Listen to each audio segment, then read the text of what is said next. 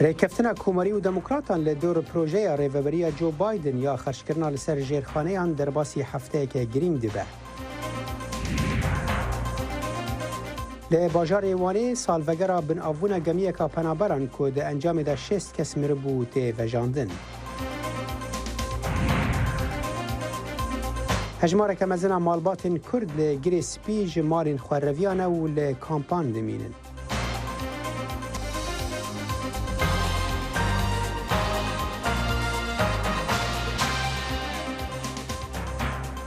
ji dengê Amerîka li Washington paytext Silav û rêzên min Salih Demê Cerj bo we bînerên hêja îro sêşeme 29 meha Hezîrana sala 2021 ye em bernameya Kurd Nation ji wera pêşkêş dikin. Li Êrişa Canê Dîlan îdemetan xweş. ڕێکەوتنامەی ژێرخانی ئابووری هەردوو کۆماری و دیموکراتەکانی بەڕێوەبەرەتی بایدن کە بە بڕی 1.2 تریلیۆن دۆلار بۆ خەرجکردن لەسەر ڕێگەوبان و پرد و پرۆژەکانی تر ڕوبەڕووی هەفتەیەکی زۆر هەستیار لە مشتومڕ دەبێت کە مەودای وەبەرهەمهێنان لە ژێرخانی ئابووری ئەمریکادا دیاری دەکات. بەشە سەختەکە ئێستا دێت. ئەو ڕێکەوتنە ناسکەی نیوان بەڕێوەبەرێتی سەر و جۆ بایدن و کۆمەڵێک لە سێناتۆرەکانی هەردوو پارتەکە لەسەر خەرجکردنی ژێرخانی ئەمریکا دەبێت تەنانەت پشتگیریەکی فراوانتر لە یاسادانەرانی هەردوو پارتەکەوە بەدەست بهێنێت.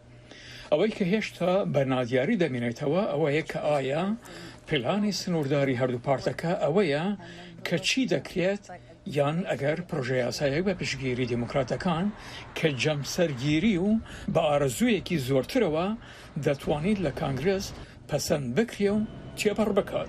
پلانی هەردوو دیموکرات و کۆماریەکان داوای بڕی 1.2 تریلیۆن دۆلار دەکات بۆ خەرجکردن لە ماوەی 8 ساڵدا لەسەر ڕێگەوبانەکان پرد و هێڵی شەمەندەفەر و گواستنەوەی گشتی و فڕۆکەخانەکان و هەروەها بۆ باشترکردنی وەزە و فەرەوانترکردنی دەستپێگەشتن بە ئینتەرنێت.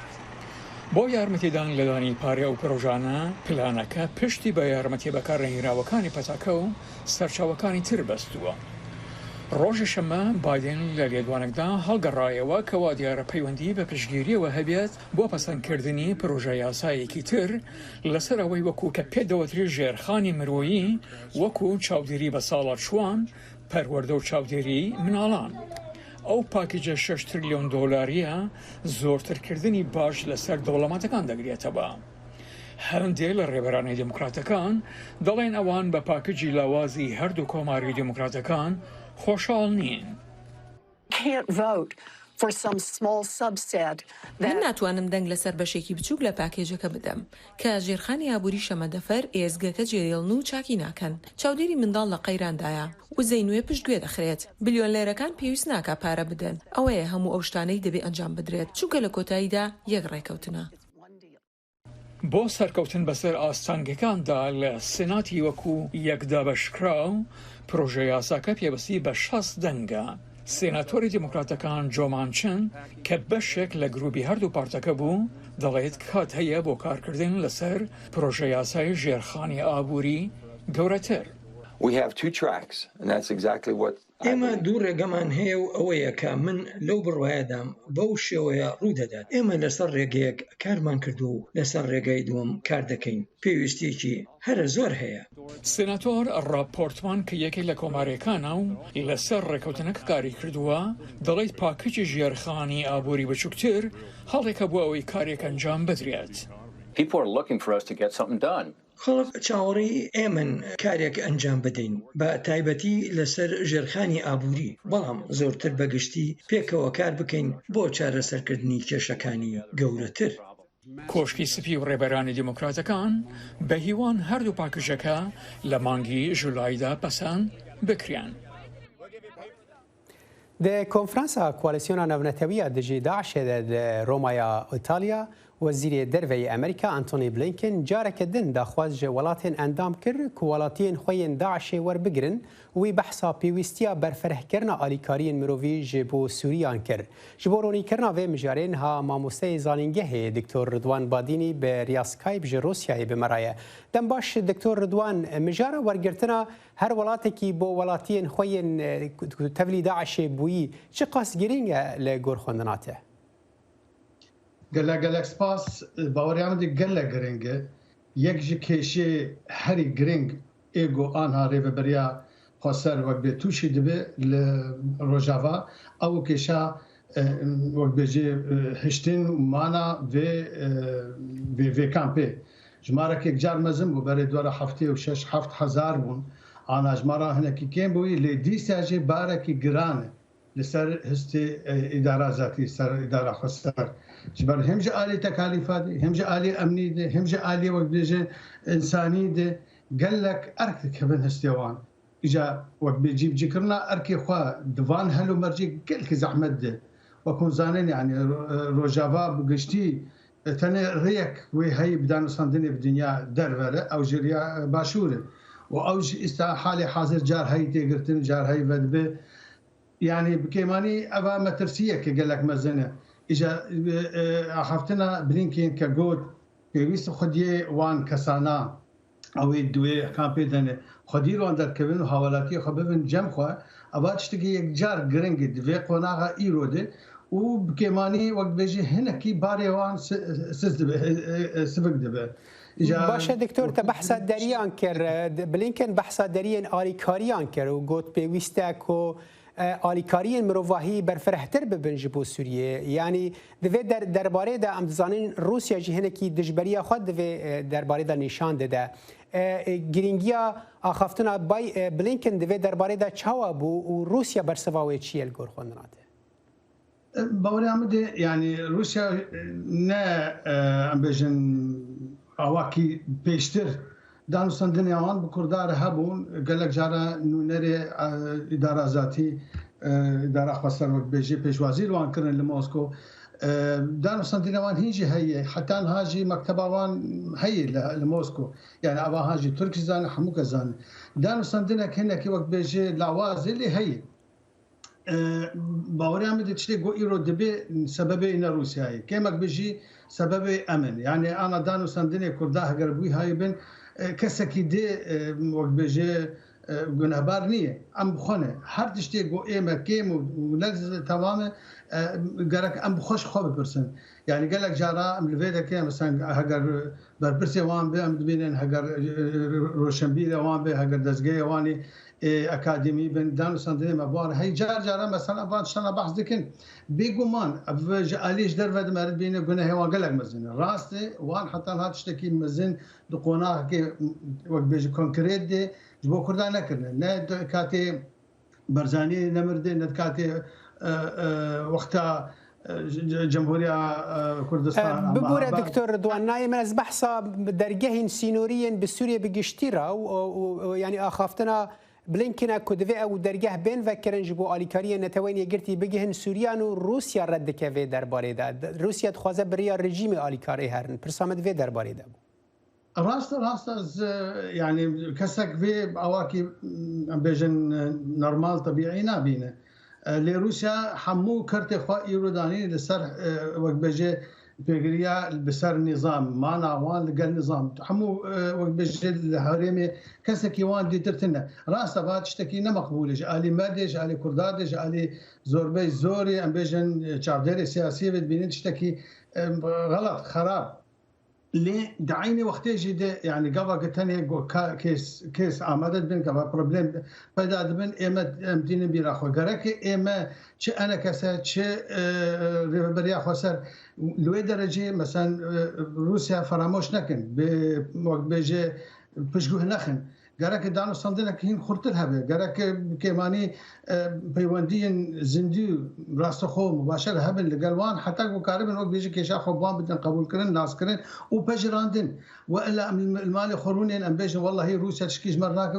ti kes kesekî rake yani Evxal zelal bû Diktor di kombûnê de di kombûna konferansa koalîsyonê de Blinken behsa wekê kir ku dibe li nav Sûriyan li hevkirineke aştiyê çê bibe ev hinekan xwend wekû awayê dîplomasiyê nêzîkbûna Amerîka bo kêşeya Sûriyê hûn çawa dixwînin vê yekê Walla gelek hêvî hene û hebûn li ser hatina Joe Bidenî wek di ji administrasyona wî gelek yani xelk hêvî dikin gorankariyên جوهری چه ببین گو حتی رادایه که وقت بجه اف کش اف قناغه هی بی گوهرتن ملت سوری پشت 10 سال که مانی آشنا به آشتیه که به آرامیه که به راوستاندن شر اما حالی همه کس وقت بجه موجود به فکر دکو و حال دی وقت بجه بزنه بکاوی امریکا دهاتو دی چی بکن دکتور ببورش برده دما مکیم از خازم پرسان بهتر بکم یعنی تو دبینی یعنی روسیا چوا اویکت دیتن هناك بحث ويكي ديكن كورنجا روسان ديت وكو افكو فرنسا كواليسيون لروما وكو ام بيجن تشتكي لديجي روسيا بالاليه روسي چوا اويك هاتا خوندن اگر تو برسوام كورتي بدي بري هاتشتي او كوبونا غوتشي بو 28 مه دو لروما يعني بي روسابو روس امدنا بون ثاني حفت ولاتي ايجو قال لك بسر امبجنيزيكي محوري امريكان وغربينه او حاضر بون ابا هناك او خد بينن وقت بفعاليكي هناك دور خستنك يا دوا كاد خد هنا زيدي سروكي امريكا دوتن ويناتو نيزيكي سينوري روسيا اجور وقت بيروبوچينا وان بيجن بري نرينا تزلال بو دكتور رضوان باديني ما مستيزانينجي هتج روسيا برياسكاي مرا بيقلك سپاس بوداماته بس نوێترین هەواڵ و زانیاری خێرایی و متمانە لە فەیسبووکی دەنگی ئەمریکا گوندەکانی گرێسپی 333 گوندن لەوانە 174 گوندی عەرەبن و 35 گوندی کوردن لەلایەن تورکیا و گروپە چەکدارەکانەوە کۆنتڕۆڵ کراون و تەنیا نزیکەی 30 خێزانی کورد ماون و هەموو هاوڵەتیە کوردەکان ئاوارە بوون و خێزانە عێراقیەکان لە ماڵەکانیان یەکجێ کراون. ئێستا ژمارەیەکی زۆر خێزانی کورد لە کامپی گرێسپێ دەژیان. گوندن گرێسپی بە هەژمار و داتا 333 گوندن. جێ 174 گوندن عەرەبان و 35 گوندن کوردان ji aliyê Tirkiyê û grûpên cekdar ve hatine kontrolkirin. Bi tenê nîzî si malbatê Kurd ji kal û pîran mane û hemû welatiyên Kurd koçber bûne. Guhejmara mezin ji malbatên Kurd li kampa Girespî dîbinin û malbatên Iraqî di xaniyê wan da hatine bicihkirin. نها لقامبات لسامن حفصل حفتي وحيش مالبات أنا نيزي 4000 كاسة نسبة عربان يكل لجرسبي مانا سدي شيستا يكو هاتيه في درجة سدي شالا كرد ماجي بتيري خدار كاتنا دنير خلق ما كوشبر بيه نيزي 1500 كاس لباجار كوبانينا نيزي 3000 كاس جي لمن بيج وسرين ورقي بلاد بن يك خورتك كرد لجند وباجار جرسبي نمايا بتنه جهن مالباتان قال و پیر مانه گو او جی راسی اشکنجه و تالان کرنه بونه. جبر همی خورتن کرد جعالی گروپین چکدار گو ترکیه پشکریه واندکه ترور تنه توانبار کرن. امنا دویژن گند کرماجا کستین اما به گند گرحسو امش گرحسانه کستین اما ملت سوسکیه تلفندره یابسیه عین عروسی دا کرماج گله کبون گرسی پیدا گله کبون کستین اما هم بیژن گند عربا سکریه جامسانه اوجی مرکا گلک ریوانه جبر وی ریشه بیژن کس یعنی کرماج کسته نمای منطقه دم بیژن جبر ایریشه چاتان ریوان ملت دگرن فدیه دخوازن و چاتان تزانی رحمه خل کسی تنه و مراد کنه زود کنه ارهاب و جبر وی کس گند نمای کرماج کوشبرên Girespî û hin koşber ji serê kaniyê li taxeke hejar li Reqqa bi cih bûne. Kupiraniya wan hemû mal û milkê xwe li pey xwe hiştine û ew nedikarin li cihekî baştir bi cih bibin. Ku tu alîkariyeke balkêşî ji wan re nepêşkişkirin. Wexta me raserayînê bûn, welay me xweş bû. Zanî. Birê min me re yardım dikirin, welay xweş bû. Piştî raserayîn çû, em dera derketin. Ona hem hat Reqê re derketin. Welay me berê wir xweş bû. Reqê ji ne kor, ne tilmes, teha, ne smihat. û ez xey zewicî me, qîskeke min jê ser şîre. Welay min sıfır e. Her diçe hejmara welatiyên ji ber zordarî û talankirina grûpên çekdar dirivin zêde dibin. Gu rêveberiya kampa Girespî ji ber vê sedemê kampê berfereh dike. Rêberkolo, Dengê Amerîka, Reqqa. و هفته سالوگر رودانک تراژدی بو ل باجار وانه کو گمیک کوچبران د گول وانه دا بن اف بو و د انجام دا 6 کسی جیان خواجه دستا سروک کمیسیون کوچبر و پنابرن یا باروی وانه ل جهه کو گمی بن اف بوی جمدیا را اخوی و گوت کو گمی هین دبن آویده و کولین راستقین نبونه 12 کس تین دادیه کرن لدور و دوزه پیامنیر ملوانه آگاهین بهتر هنه بارا وانه ببونه سالوگرا یکان یا بناوبونا بالما کوشست و یک پنابران دته دا جان دابون لپراوا بحروانه هاتن بیرخستن و خواستن کو برسوچین و بویری ورن جزاکرین و بالما پنابران ور درخستن. راپورا کل سر کشنا پنابران هاتی آماده کرن براگهاندن راحت پارو کرن و پیش را پارێزران لەگەڵ زارۆکێن خو بۆ بیرانینا پەنابەران گوڵ ئاوێتن بەحراوانێ. Li serî da lêkolîneke kûr nehate meşandin û hîna jî ev balameya li binê behrê da ye û ji balameyê de 61 cenaze tenê hatine derxistin. Doza ku li ser bûyerê hatî vekirin yek girtî yên dîn negirtî bi giştî 12 kes wek bersûçên kuştina penaberan li dadgeha cezaya girana wanê tên darizandin. Em dizanin ku kiryarên vê bûyerê ne ew ku li dadgehê têne darizandin ji bilî wan jî kiryar hene. Lê ku me serê da jî got lêkolîneke kûr li ser nehatiye kirin ji ber vê yekê kiryarên esil nehatine tespît kirin. Bara wanê dixwaze ku balamaya ku li behra wanê binav bûye were derxistin û tarmên penaberan yên di nava wê da li gor rêgezên mirovahiyê werin binaxkirin. Li gor zanyariyên me heftê an jî heştê kes di wê balamê de bûn. Lê heya niha ku ji balameyê de 61 cenaze penabera hate derxistin. Em difikirin ku ev lêkolîna li balameyê hatiye kirin bi kûr û temamî nehate xuya. Ji ber ku hîna balame bin behrê da maye û balame nehatiye derxistin. û çar her wiha dibêje ku nihe jî qaçaxçîtiya penaberan bê navber tê berdewam kirin. Ji xwe piştî vê bûyera wekî qatliyamekê hatiye holê, ev bûyera qaçaxçîtî jî ku qaçaxçîtiya penaberan jî her tim berdewam dike li bajarê Wanê. Ger bi maşînan gel bi balameyan hîna qaçaxçî karên xwe berdewam dikin û penaberan dixin rêya merinê. Hêjayî birxistinê ku di 27 Xizîrana 2020 da di encama binavbûna balamaya li behra Wanê 61 penaberan canê xwe ji dest dabûn. Arif Aslan, Dengê Amerîka, Wan. کۆمەڵگەی هاوڕەگەسوازەکان یان LGBTQ لە شارێوان هاتن لە یالەتی نیویۆرک کۆبوونەوە بۆ گێڕانی ئاهەنگی یەکمانگی ساڵانەیان. بەهۆی پەتاکەوە ساڵی ڕابردوو ئاهەنگەکان بچووک بوون بەڵام ئەم ساڵ زۆر گەورەتر بوون.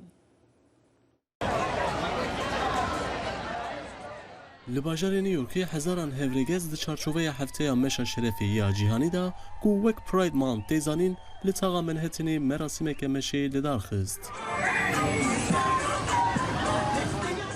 Di çalakiyê de kolan û mirov ji serî heta xwarê bi rengên keskesorê hatibûn xemlandin. Meş sala par ji ber sedema pandemiyê wekî çalakiyeke gelek biçûk hatibûn li dar xistin.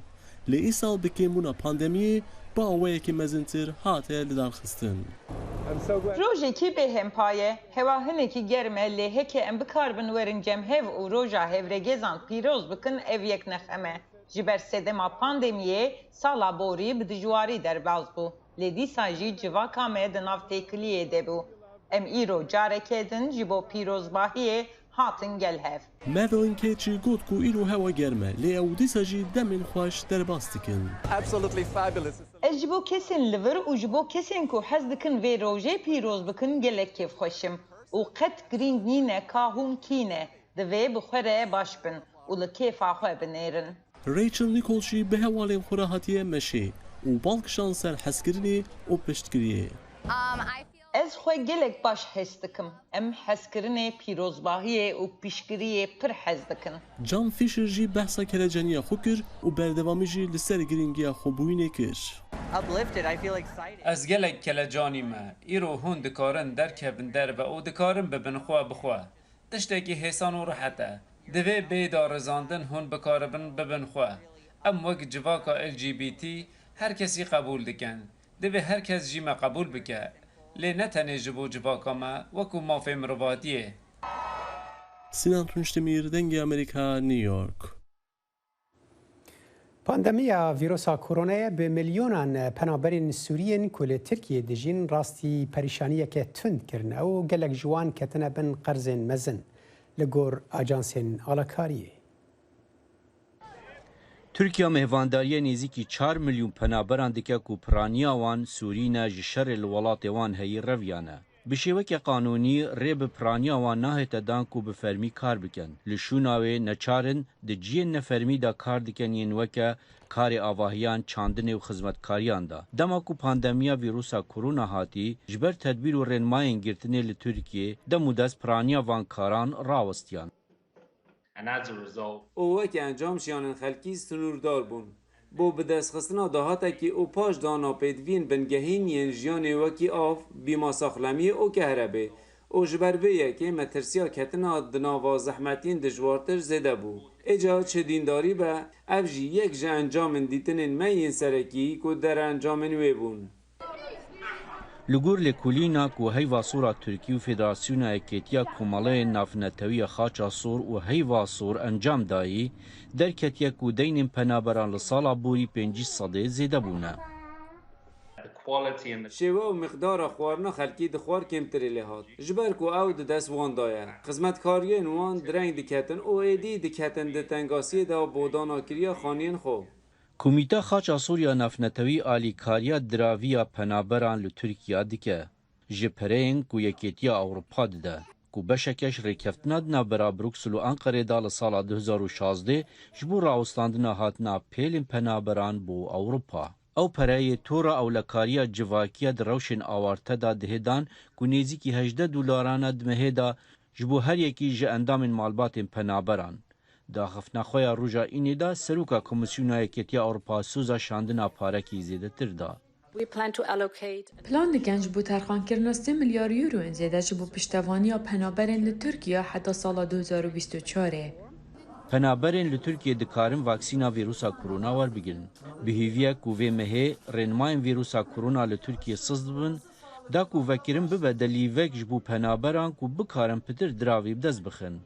Lê rexnegir dibêjin divê Ewropa û Rojavayî bigihin çareseriyeka domdirêj ji bo penaberên Sûrî, di nav da hewldanên lezgîn bû vegerandina wan da ku zexta li ser Tirkiyê kêm bibe.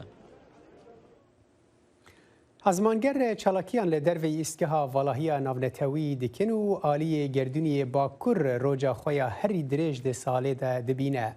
Li aliyekî din te gelo hest bi wê yekê kiriye ku kesek li cihekî din çavdîriya te dike?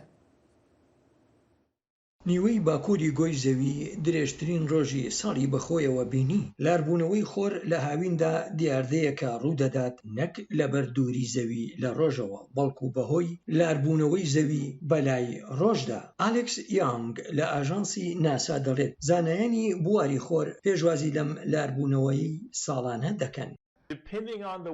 بە پشتبەستن بە درێژی شەپۆلی تیشک ئێمە دەتوانین شێوازی جۆراوجۆر لەسەر تەختی ڕۆژ ببینین. پێکهاتەی تەنی گەورە لە بەرگی ئەتمۆسفێری ڕۆژدا بەدی دەکەین. تەقینەوەی گەورە دەبینین. هەروەها ئەوانەشی بە گڕی ڕۆژی دەناسرێنیان تەقینەوەی گەورەی تەنی. هەر بۆیە ئێمە حەز دەکەین تەماشای هەموو ئەم شەپۆلە درێژە جیاوازانە بکەین. لەبەرەوەی ئێمە وێنەیەکی زۆر زیاتری تەواو بەدەستدێنین سەبارەت بەوەی لەسەر ڕۆژ ڕوو دەدات. ئالێکس یانگ دەڵێت توێژینەوە لە بواری ڕۆژدا یارمەتی زانایان دەدات لە دیاردەی خۆر تێبگەن ئەوەی کاریگەری دەکاتە سەر ژیانمان وەک بایخۆر و تەقینەوەی گەورە لە خۆردا ئەوانەی یەنگ بە دەرهاوێژەی گەورەی مادەی خۆری ناوی دەبات. ئەم دەرهاوێژانە تۆڕەکانی پەیوەندیکردن تێک دەدەن هاوکات ڕەوشی مەترسیداریش بۆ ئاسمانگەڕان لە وڵای ئاسمانی دروست دەکات. ئاژانسی ناسا لە ئێستادا 2 کەشتی لێکۆڵینەوەی هەیە ئەوانەی لە نزیک خۆر دەخولێنەوە لە دێر زمانەوە دیاردەی درێژترین ڕۆژ سەنگی ساڵانە بووە لەلایەن پیاوانی ئاینی و ڕابەرانی ئاینی بەریتانیەوە